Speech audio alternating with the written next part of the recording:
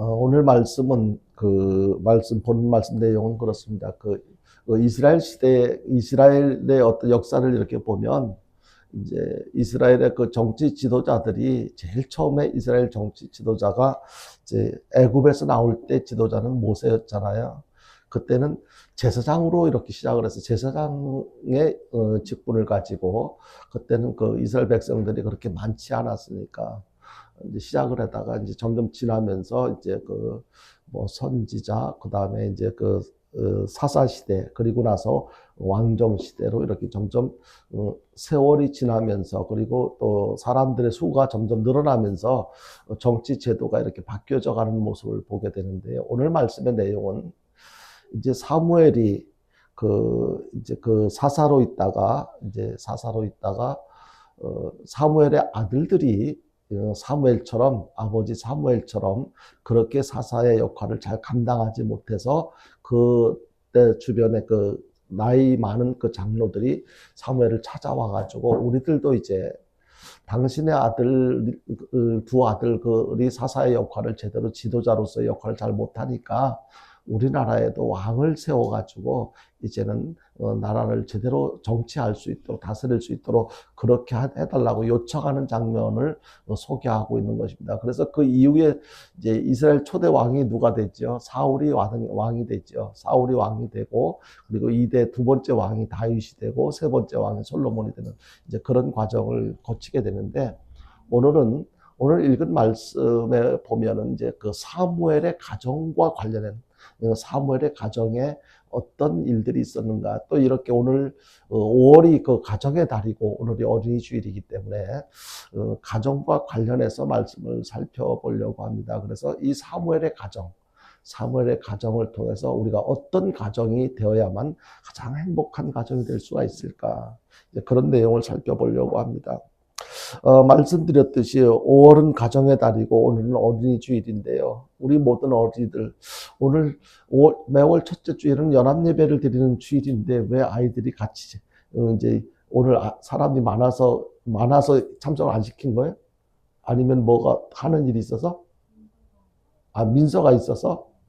민서도 같이 참석하면 될 텐데.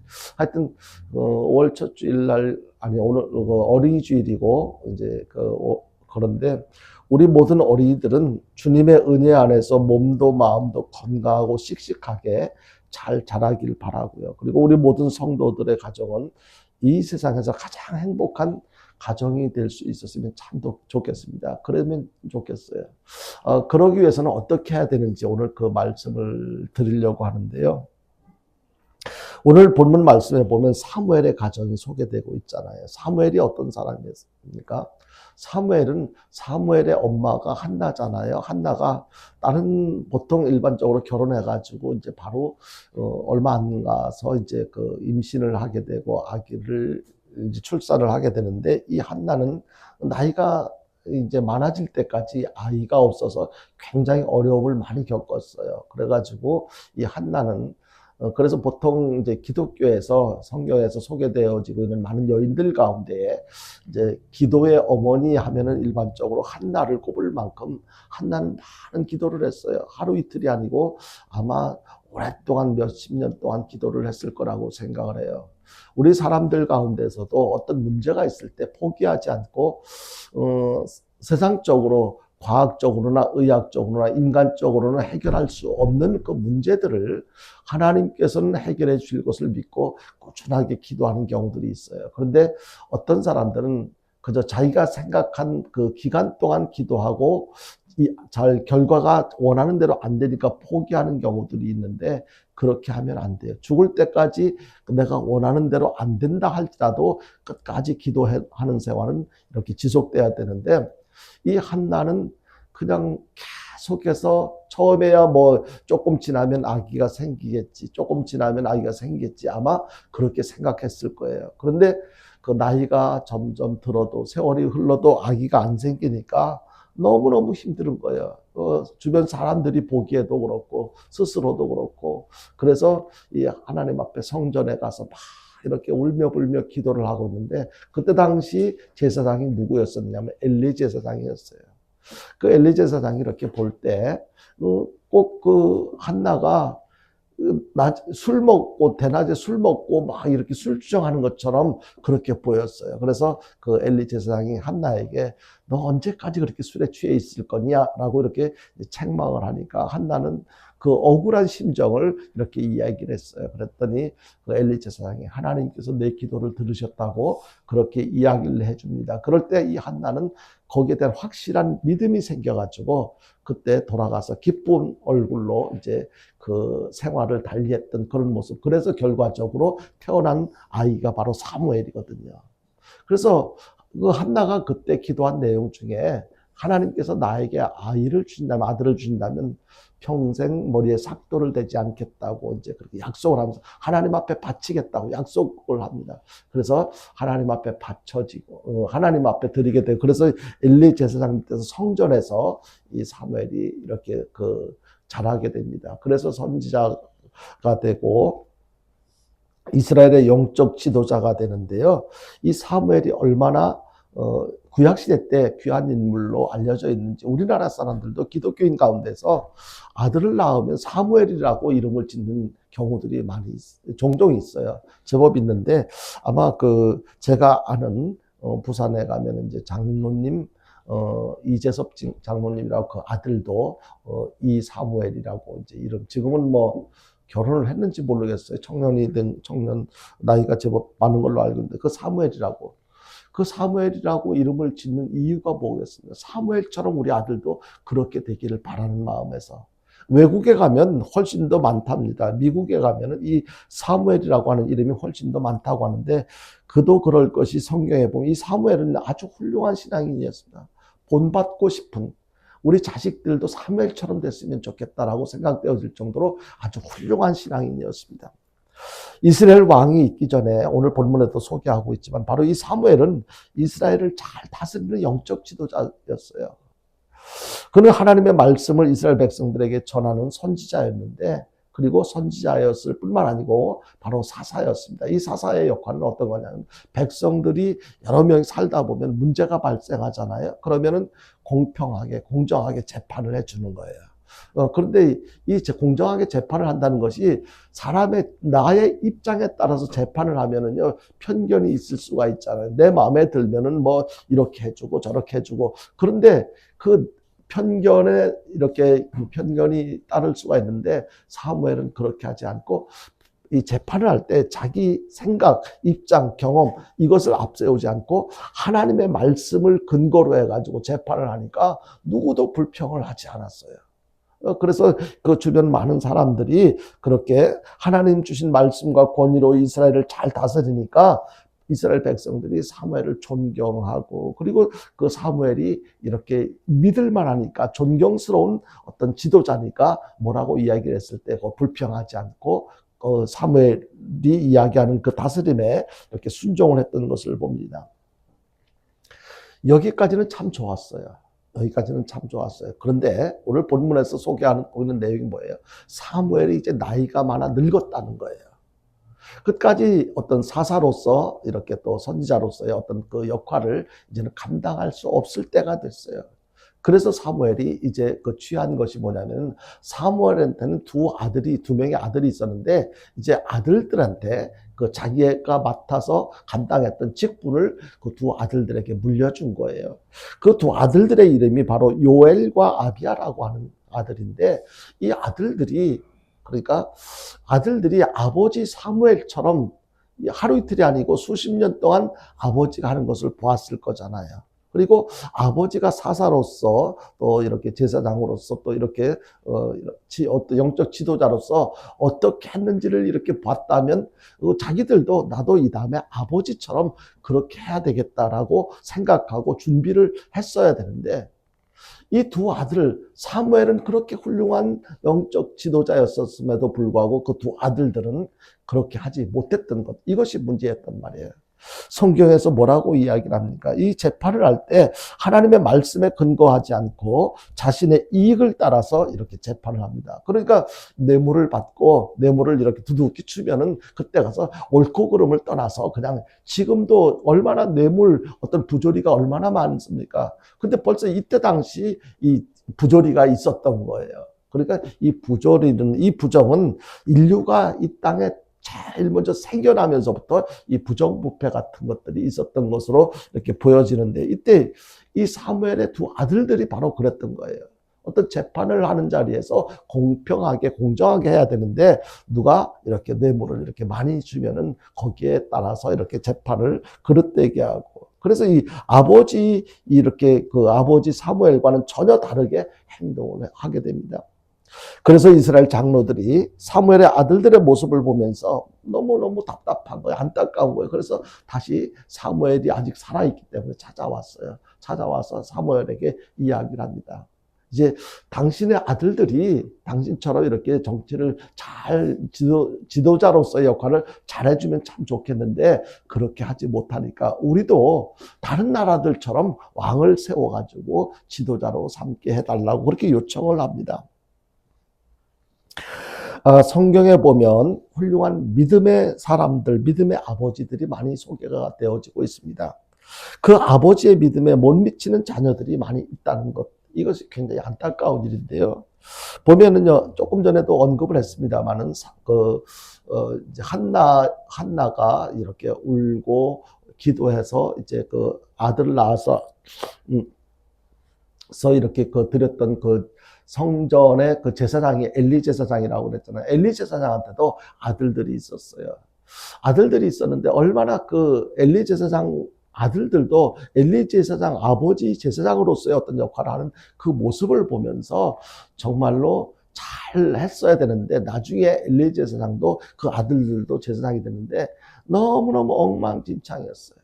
그냥 제사를 드리기 위해서 막 이렇게 그 고기를 삶을 때 자기네들이 먼저 와서 막 건져서 그냥 막 먹고 막 이런, 그래가지고 하나님이 그 모습을 보시고 결국에는 하나님께 죽임을 당하는 어떤 그런 결과를 가져왔어요.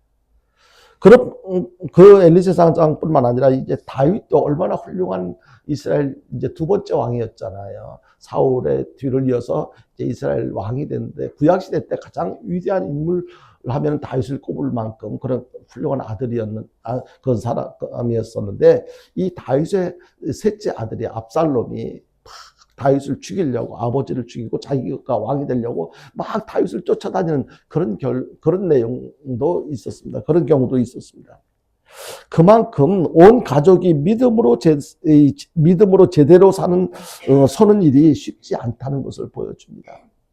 이 자식들 입장에서 아버지가, 그러니까 가정에서 이렇게 정말로 신앙의 본을 잘 보여주면서 또 아이들에게도 신앙적으로 어떻게 자라야 되고 어떻게 준비를 하고 하는지를 잘 관찰해서 이렇게 아이들도 자기 뒤를 이어서 그렇게 신앙적으로 잘 하도록, 성장하도록 이렇게 잘 살피는 것이 중요한데, 그 본인들은 그렇게 잘했지만은 그 후손들이, 아들들이 아버지처럼 그렇게 영적 지도자로서 영적 삶을 살아가지 못하는 모습들은 참 안타깝다, 그렇게 생각이 되어집니다. 그래서 오늘 본문에 소개되어지고 있는 바로 이 사무엘의 가정도 사무엘의 두 아들들이 아버지 사무엘처럼 하지 못해서 얼마나 나중에 그 안타까운 결과를 가져왔는지, 그래서 여러분들의 가정은 온 가족들이 믿음으로 잘 세워져 가고 있는지, 이런 맥락에서 부모들이 다윗도 그렇고 엘리 제사장도 그렇고 그리고 오늘 본문에 소개되는 사무엘 가정도 그렇고 참 안타까운 거예요. 마음이 아픈 거예요. 본인들은 지도자로서, 이스라엘 영적 지도자로서 잘 했을지 몰라도 가정적으로는 참으로 안타깝잖아요. 그래서 과연 그들이 행복했을까?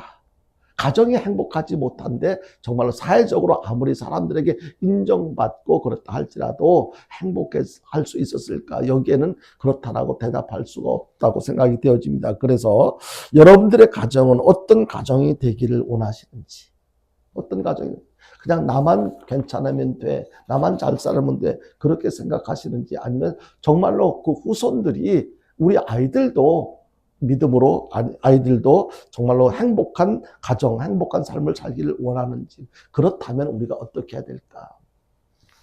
중요한 것은요, 우리가 바라고 원하는 그런 가정, 이것도 중요할 거예요. 우리 가정, 난 보통 예전에 우리 대한민국 일반적인 가정들은 대체적으로 그랬어요. 나는 비록 가난하고 힘들고 어려워서 나는 뭐 여러 가지로 부족해서 형편이 안 돼서 공부를 못했지만 우리 아이들만큼은 공부를 잘해서 사회적으로도 인정받고 나처럼 지질이 가난한 그런 삶을 살지 않고 정말 행복하게 부자로서 넉넉하게 부자로서 행복하게 살았으면 좋겠어. 그래서 보통 사람들은 바라는 그 가정은 부자로서의 삶을 살아가는 뭐 필요한 것 뭐 이렇게 부족함이 없이 다 갖추고 널찍한 집에서 행복하게 살아가는 그런 가정을 아마 꿈꾸고 이렇게 열심히 수고했을지도 모르겠습니다. 그래서 내가 바라는 가정도 참 이렇게 바람직하고 필요할지 모르겠어요. 그런데요, 더 중요한 것은요, 내가 바라는 가정도 중요하지만 우리의 아까 찬양을 통해서 이렇게 요게벳의 노래 그 찬양 속에 제가 거기서 발견할 수 있는 중요한 단어가 있다고 그랬잖아요. 거기 여러분들은 그 중요한 단어가 무엇이라고 생각하는지 모르겠지만 제가 찾기를 원하는 단어는 바로 참 주인이신, 나의 참 주인이시고 참 부모이신 하나님. 하나님이 나의 참 부모이시고 나의 참 주인이시다라는 것을 발견했으면 참 좋겠다라는 생각을 했습니다. 그렇다면 나의 참 주인이시고 참 부모이신 그 하나님께서 원하시는 가정이 무엇인가?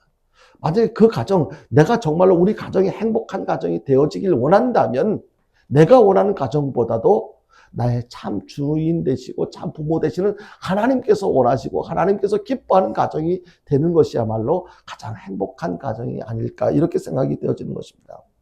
그렇다면 우리의 참 주인이신 하나님께서 원하시고 기뻐하시는 가정은 어떤 가정일까? 하나님께서 원하시는 가정은 어떤 가정을 원하실까?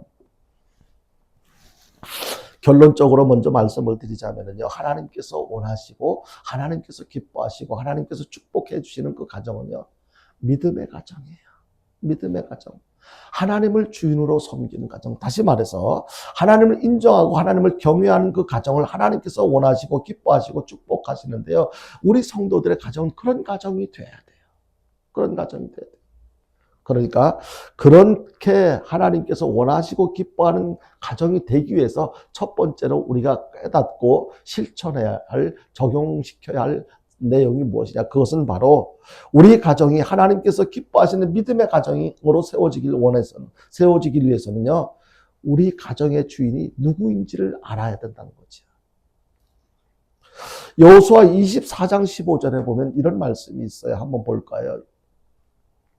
같이 보겠습니다. 시작.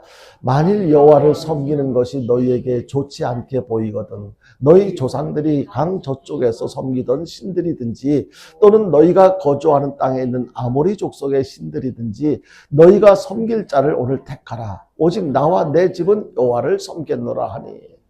이거 누가 한 이야기였지요? 바로 여호수아가 한 이야기예요. 여호수아가요, 우상이 가득한 이제 가나안 땅에 들어서면서 자신과 자신의 집은 여호와만 섬길 것이니까 너희들은 누구를 섬길 건지 지금 결정해라, 선택해라. 그것을 요구하는 거예요. 중요한 것은 너희들이 무엇을 선택하든지 나는 나와 내 집은 여호와 하나님만 섬길 것이다. 이것은 무슨 얘기냐면요, 우리 집의 주인은 바로 하나님이시다라는 것을 고백하는 거예요. 우리 집의 주인은 하나님이시다. 그렇다면 이런 여호수아가 이런 고백을 하는 것에 비추어서 여러분들의 가정의 주인은 지금까지 누구라고 생각했습니까? 제가 최근에는 어떤 이런 서류를 이력서 쓸 일이 없어가지고 안 써봐서 잘 모르겠는데 예전에 이력서를 쓸 때 보면은 항상 이력서를 쓸 때 또는 어떤 서류를 만들 때 보면은 어떤 란이 있었느냐면요. 호주가 누구인지 호주를 적고 그리고 그 호주와의 관계가 어떤 관계냐 이것을 적는 란이 있었어요. 아마 기억하실 거예요.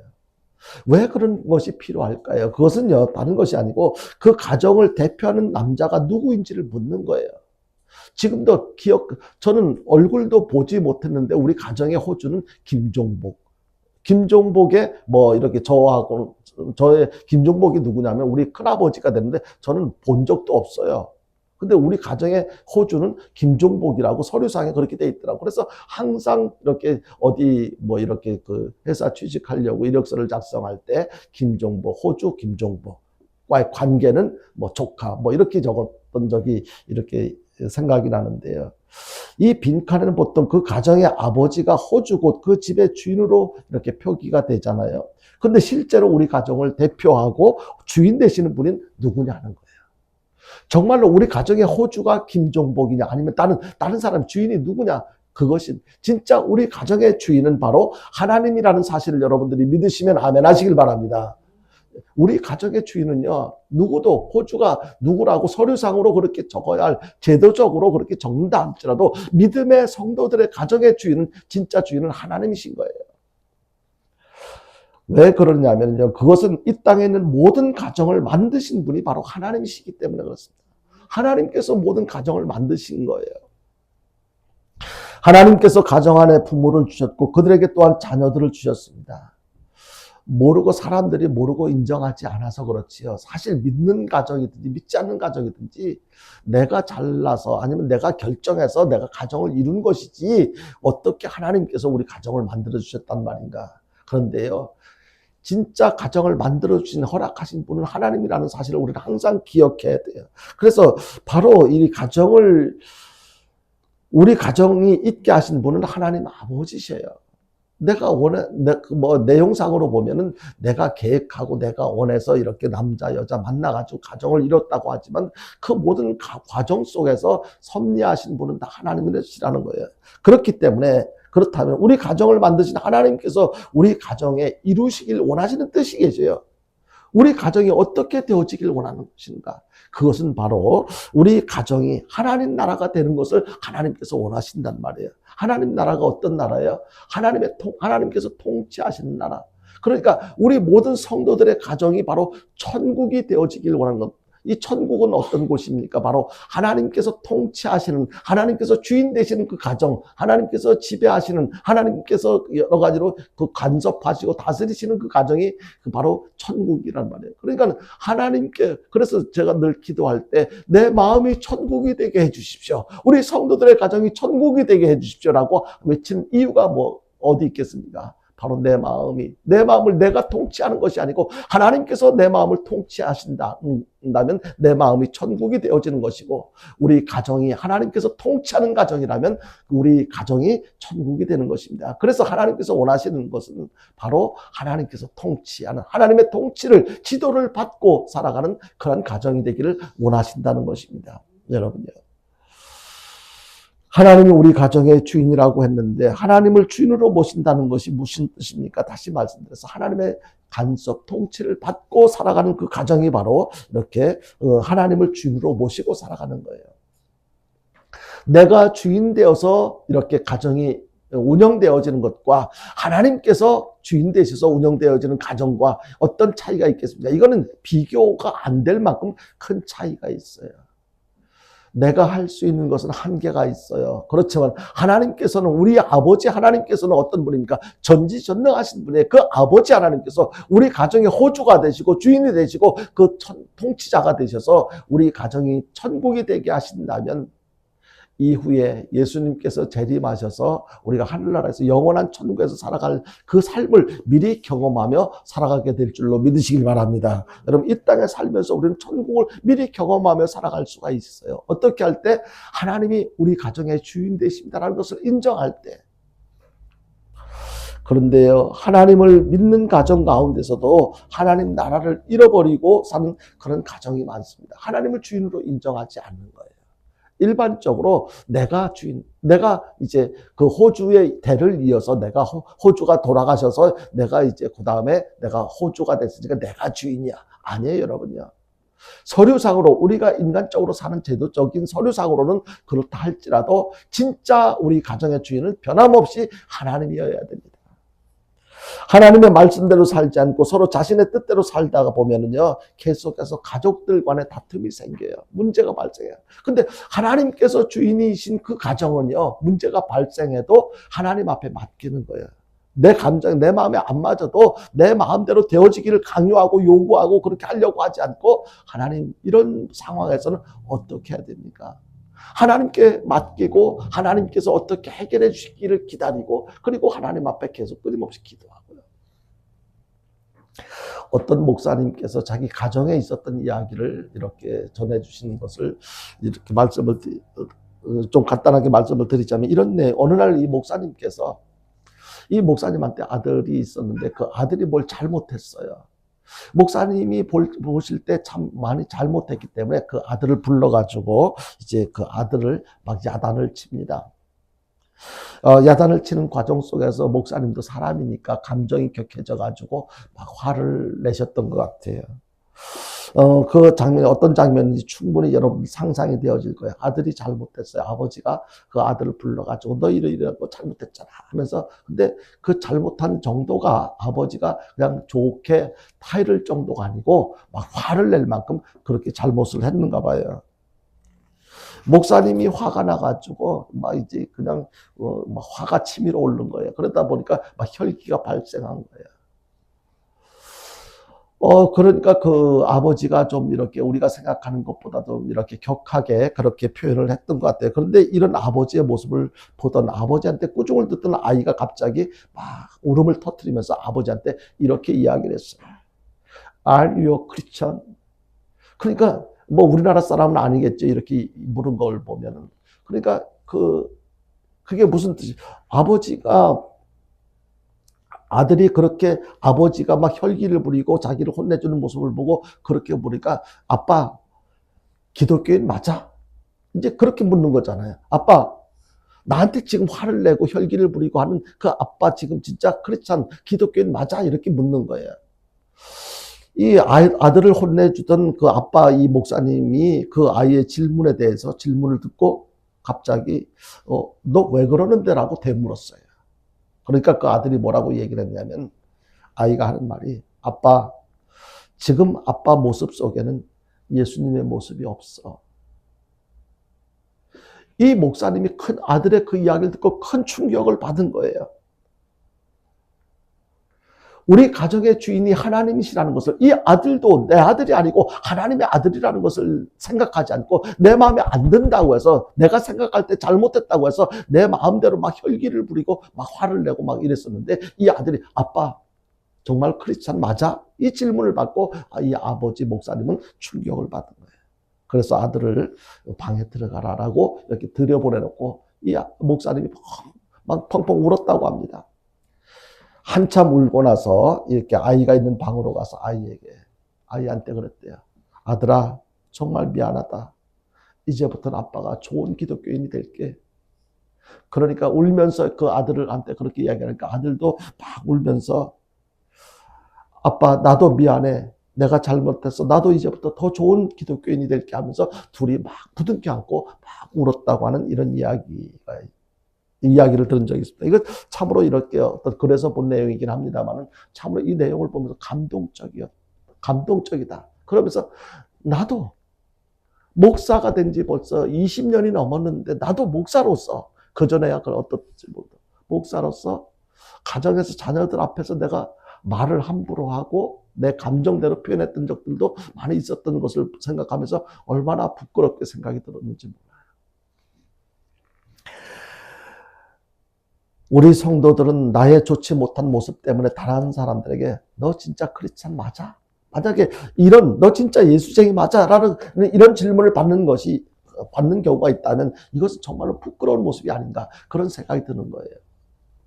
어떻게 예수 믿는 사람으로서 그럴 수가 있어? 당신의 모습을 통해서 예수가 보여야 되는데 전혀 예수가 안 보여. 만약에 이런 지적을 받는다면 우리들이 한없이 끝없이 반성을 해봐야 할 부분이라고 생각합니다. 특히 가정에서 아내한테 남편이 당신이 예수 믿는다면서도 왜 아직도 그 모양 그 모습이야? 또 아내가 당신이 교회 다니면서 예수 믿는다고 하면서 하는 짓이 왜 맨날 그 모양? 서로가 그런 식으로 당신을 통해서 당신의 모습 속에서 삶 속에서 예수님이 안 보여 이렇게 지적을 받는다면 우리는 어떻게 대답해야 되겠습니까? 누구 탓할 것이 아니고 내가 지금까지 교회는 오랫동안 다녔어도 진짜 예수님 잘 못 믿었었구나. 그래서 내가 우리 가정이 그렇게 행복한 가정이 되기를 바랬지만 그렇게 행복한 가정이 되지 못했던 이유는 여전히 내가 주인으로서 내가 내 욕심대로 안 되니까 불평하고 원망하면서 그렇게 살아온 지난 날들 내가 잘못했구나.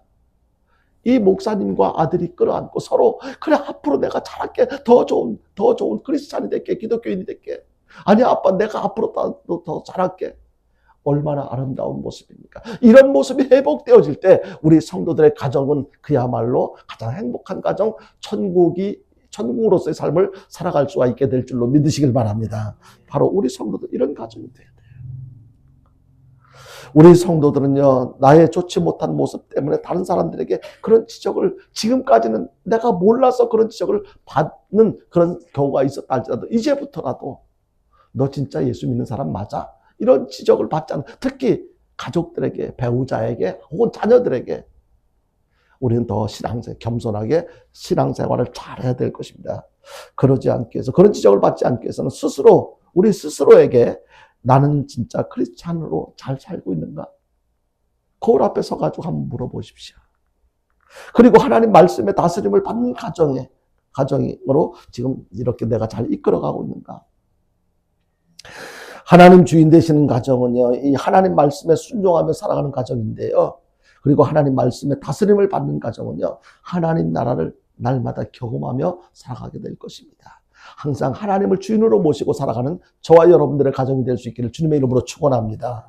그런데요, 우리 가정의 주인 되시는 하나님께서 모든 자녀들에게 하신 말씀이 있어요. 그 말씀이 뭐냐면요, 내 부모를 공경하라는 거예요. 하나님께서 주신 대표적인 계명이 10계명이잖아요. 10계명인데 10가지 계명 중에서 1번부터 4번째까지 계명은 하나님과의 관계된 계명이에요. 그리고 5번째부터 10번째까지는 사람들과의 관계된 계명인데 사람들과의 관계된 계명 중에서 첫 번째가 되는 그러니까 10계명 가운데 제5계명이 내 부모를 공경하라 해요. 왜 그랬을까? 이것은요. 구약의 율법 중에 바로 대표적인 10가지 계명이 10계명 가운데 바로 사람들과의 관계된 그 계명 중에 첫 번째가 내 부모를 공경하라는 것인데요. 하나님께서는 자녀들에게 부모를 부모들이 공경의 대상이라는 사실을 계명적으로 확실하게 명시를 해주셨어요. 그러니까 네가 마음에 들면 부모를 공경하고 부모님이 너한테 부모 노릇을 잘하면 공경하고 그렇지 않으면 공경 안 해도 돼가 아니고 공경하라고 아예 딱 명시를 해줬단 말이에요. 왜 그랬을까?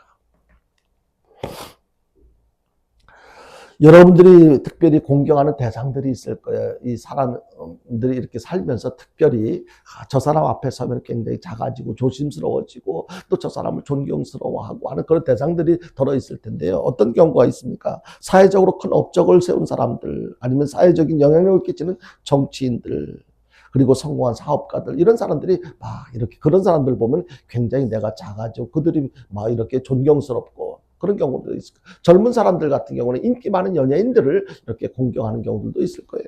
그런데요, 여기서 하나님은 그 누구보다도 내 부모를 공경하라고 이렇게 말씀하고 있다. 왜 그렇게 하실까?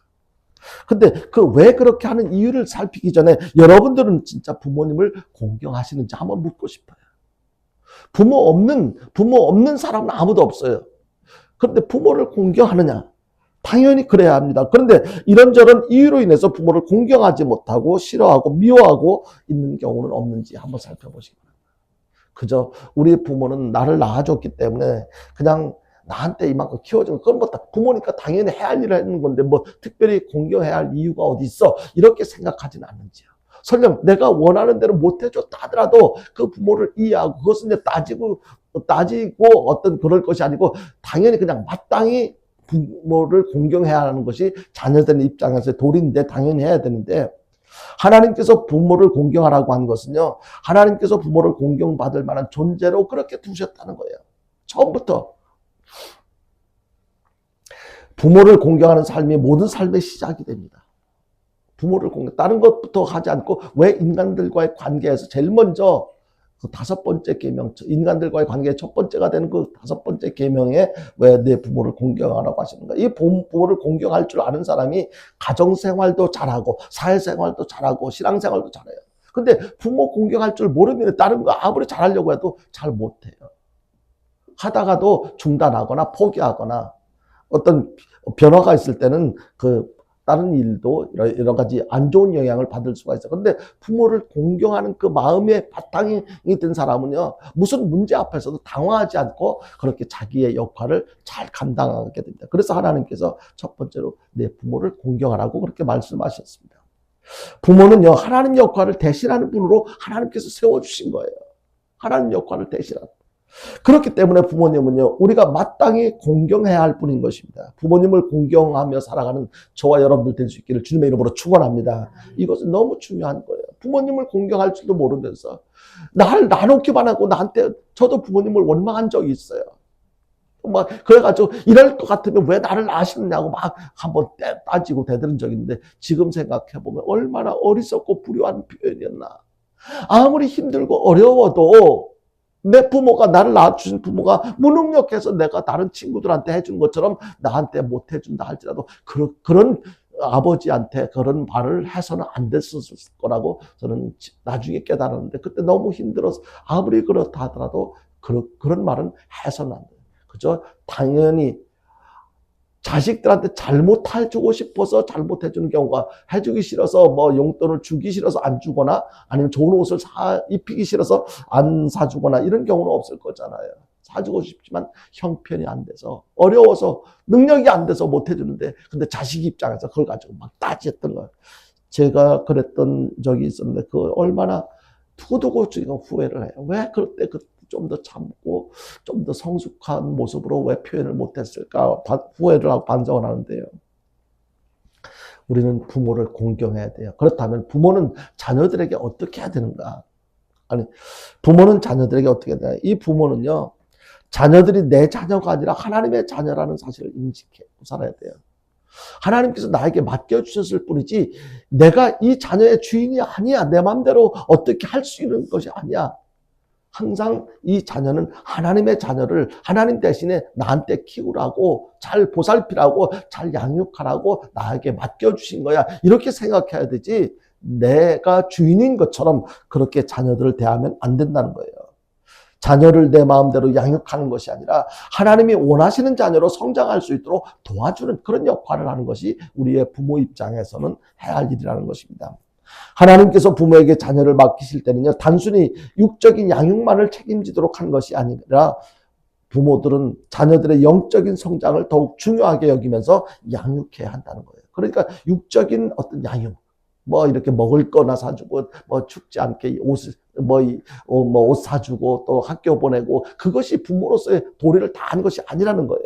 영적으로 그 아이가 얼마나 건강하게 하나님에 대해서 어떻게 생각하고 지금 살아가고 있는가, 이 영적인 지도를 잘하는 것, 그것이 부모에게 주어진 막중한 사명이라는 거예요. 하나님을 알지 못하는 부모들은 그들의 자녀들이 세상적으로 성공하고 잘 되도록 하는 것이 자신들의 역할이라고 생각해서 온갖 노력을 다 합니다. 온갖 투자를 다 합니다. 그렇지만 무엇보다도 우리는요, 올바른 자녀들의 양육을 위해서 무엇을 제일 많이 해야 됩니까? 기도를 제일 많이 해야 돼요. 그 자녀가 잠들었을 때 그 머리를 붙잡고, 하나님 이 아이를 긍휼히 여겨주옵소서.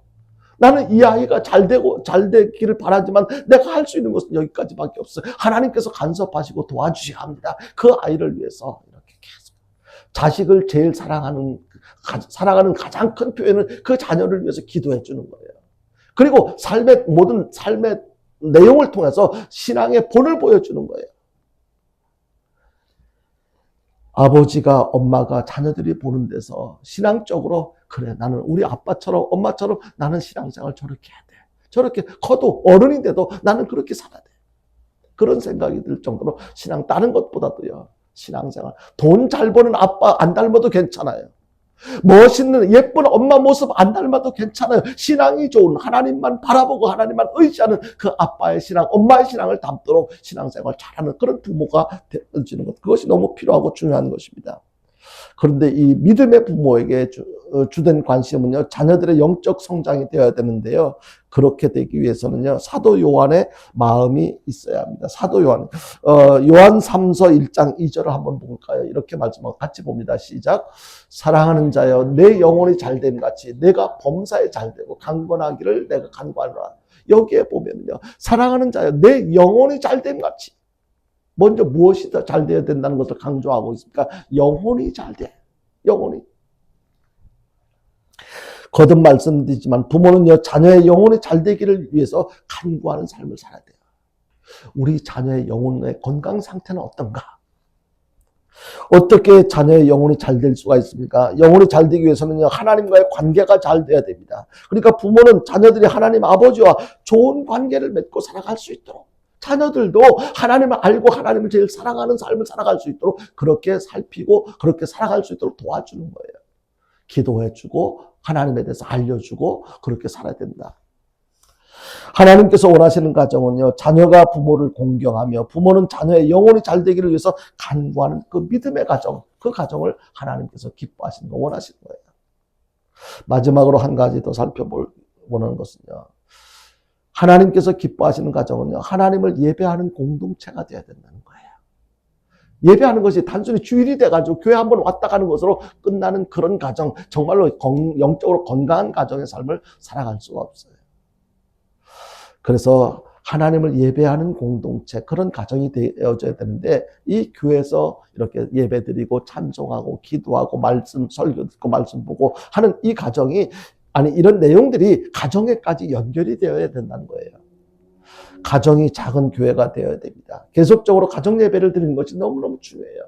그래서 여러분들 주일날 와가지고 예배 드릴 때 이 주보를, 제가 이렇게 주보를 나름대로 이렇게 이제 만드는 것은, 이 주보를 그냥 주일날 뭐 이거 주보 안 만들면은 뭐 예배 못 드립니까? 그래도 만드는 것은 그냥 보고 버리라는 것이 아니고 다시 집에 가져가셔서 오늘 목사님이 우리가 예배 드릴 때 무슨 찬송을 불렀고 오늘 들려주신 말씀은 본 말씀이 어떤 내용이고 설교 내용은 어떤 것인지 다시 한번 가족들하고 살펴보는 거예요. 그래서 가정 예배 드릴 때 이 찬송을 또다시 불러보는 거예요. 같이 가족들하고. 그리고 설교는 못한다 할지라도 하나님의 말씀 본문 내용은 다시 같이 돌아가면서 같이 읽어보고 생각하고, 그리고 우리 들으면서 너 오늘 설교 듣고 너 무엇을 깨달았어? 무엇을 느꼈어?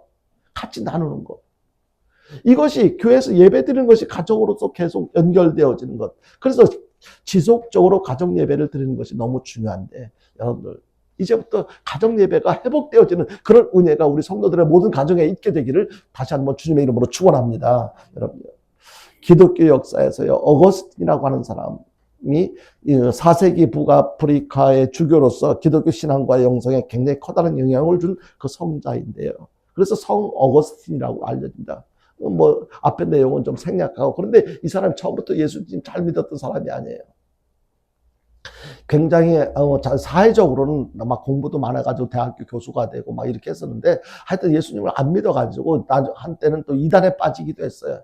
그런데 그 안타까운 그 모습을 보면서 그 사람이, 그랬던 그 사람이 어떻게 해서 이렇게 그 성 어거스틴이 되었는가? 그 사람의 그 안타까운 모습을 바라보고 있던 그 엄마가 계속해서 그 아들을 위해서 이렇게 기도를 했는데, 그 엄마 이름이 바로 모니카인데, 이 어머니가 수십 년 동안 그 아들이 정말 똑똑하고 나름대로 공부도 잘하고 세상적으로 출세도 하고 막 이래서 보기는 좋은데, 근데 신앙생활을 안 하고 저렇게 하니까 신앙이 있는, 믿음이 있는 어머니 모니카 입장에서 얼마나 마음이 아프겠어요. 포기하지 않고 계속 아들을 위해서 기도한 거예요. 그래서 그때 10여 년 이상 아들을 위해서 간절히 기도를 했는데 아무런 아들한테 변화가 없으니까 너무 답답하고 마음이 아파서 그 주교를 찾아갑니다. 주교를 찾아가서, 주교님, 우리 아들을 한번 꼭 만나주세요. 만나달라고 하는 이유가 뭐겠어요? 우리 아들 만나가지고 좀, 너 그렇게 살면 안 되니까 신앙생활 제대로 해라고 좀 이렇게 좀 지도 좀 해달라고, 조언을 좀 해주라고 그렇게 부탁을 한 거죠. 그런데 그 주교가 뭐라고 얘기를 했냐면요, 모니카에게 이렇게 이야기를 합니다. 자식을 위해 드린 어머니의 기도는 결코 헛되지가 않습니다. 그러니까 지금 그 어머니가, 모니카 당신이 아들을 위해서 지금까지 오랫동안 그렇게 간절하게 아들을 위해서 기도했다면 하나님께서 다 듣고 계셨습니다. 반드시 그것은 결코 이렇게 잘못된 경우가 없으니까 조금만 기다리면 좋은 결과가 있을 것입니다. 그리고 나서 세월이 좀 지났어요. 그리고 나서 이제 이렇게 그 어거스틴이 변화가 되어지고 신학을 하고 이제 성자가 되기까지, 그 주교가 되기까지 그렇게 변화가 되어집니다. 이런 내용을 통해서 확인할 수 있는 것은, 우리가 깨달을 수 있는 것은 뭐냐면요, 이렇게 모니카처럼 부모는 자녀를 위해서 기도하는 자로 하나님께서 세워주셨다는 거예요. 먹을 것, 입을 것만 챙겨주는 이런 부모, 거기서 멈춰서는 안 된다는 거예요. 그 부모, 자식을 진짜 사랑한다면 끊임없이 자식을 위해서 기도하고 포기하지 않고 기도하는 것. 이게 진짜 부모로서의 해야 할 중요한 일이라는 것을 깨닫게 해주고 있습니다. 그리고요, 자녀들 또한 부모를 위해서 기도해야 돼요. 진짜 부모를 공경한다면, 부모님이 잘 되길 원한다면 끊임없이 부모를 위해서 기도해야 돼요. 우리 엄마, 아빠, 신앙적으로, 영적으로 건강하게, 행복하게 살아갈 수 있도록 도와주십시오. 혹여라도 여러 가지 혼란스러운 세상에 마음 빼앗기지 않고 끝까지 믿음직게 살아갈 수 있도록 도와달라고 부모님을 위해서 계속 기도해 주는 것. 이것이 가장 큰 효도예요. 이제 말씀을 정리합니다. 여러분들의 가정의 주인은 누구십니까? 어떤 가정은 사람이 주인이기도 하고, 어떤 가정은요, 돈이 주인이기도 하고, 어떤 가정은 성공하는 게 주인이 돼서 거기에 얽매여가지고 그 성공의 통치를 받고 살아가는 그런 가정들도 있어요. 그런데요, 모든 가정의 참 주인은 아까 우리가 찬양을 통해서도 이렇게 그 요괴베스 노래 그 찬양 가사 속에서도 표현하고 있는 것처럼 우리 진짜 참 주인은 하나님이라는 사실을 여러분들이 믿으시길 바랍니다. 각 가정에서, 각 가정을 하나님께서 세우셨어요. 그래서 하나님은 성도들의 가정이 하나님의 말씀으로 다스려지는 하나님의 나라가 되기를 원하시는 거예요. 여러분, 하나님께서 다스려, 하나님을 주인으로 인정하신다면 그 가정의 행복은 하나님께서 책임져 주실 것입니다. 모든 부모님들은 자신의 가정이 하나님 나라가 되기를 위해서 우리는 더 힘써야 돼요. 말씀으로 자녀들을 양육하고 믿음의 본을 보이는 삶을 살아야 됩니다. 그리고 자녀들은요, 하나님께서 자신들을 위해서 세우신 부모님을 공경하면서 하나님 말씀에 순종하는 삶을 살아가야만 할 것입니다. 우리들은요, 하나님께서 우리의 참 주인이시고 참 부모가 되신다는 사실을 인정하는 그런 믿음이 우리 모두에게 있어야 돼요. 지금까지는 우리 집의 주인은 나야. 이렇게 생각했다 할지라도 이제부터는 달라지길 바랍니다. 우리 가정의 참 주인은 하나님이시라. 우리의 참 주인이시고 참 부모이신 하나님께서는요, 믿음의 가정을 원하시고 믿음의 가정을 기뻐하시고 믿음의 가정을 축복해 주십니다. 그러면 하나님께로부터 축복을 받기 위해서는 우리가 어떤 가정이 돼야 돼요? 믿음의 가정이 돼야 돼요. 가장 행복한 가정은요, 하나님을 주인으로 모시고 하나님의 말씀대로 순종하며 사는 그런 믿음의 가정인 것입니다. 간절히 바라기는요, 우리 성도들의 가정, 각 가정마다 하나님을 참 주인으로 모시고 하나님을 예배하며 참 부모 되시는 하나님의 말씀의 다스림을 받으며 하나님 나라 천국의 삶을 살아가는 우리 모두가 될 수 있게 되기를 주님의 이름으로 축원합니다. 우리 찬송 부르고